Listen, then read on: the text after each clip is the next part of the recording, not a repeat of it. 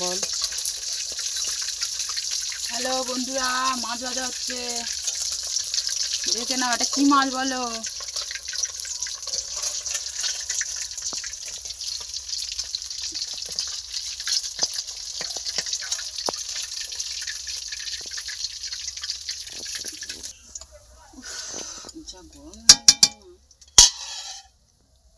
মোটা দেখুন বন্ধুরা, এটা কি মাছ? চিনতে পারলে কমেন্ট করে বলবে।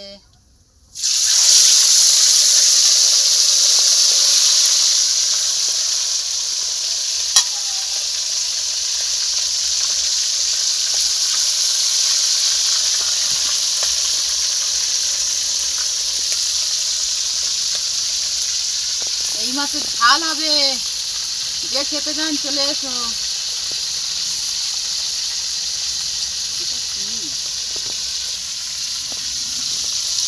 কতগুলো মাছ রে, ভাববে একটুখানি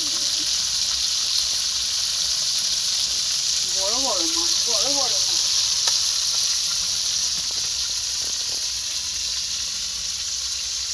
এই মাছের ঝাল আমি ভালোবাসি, কে কে ভালোবাসো তাহলে চলে আসবে খেতে।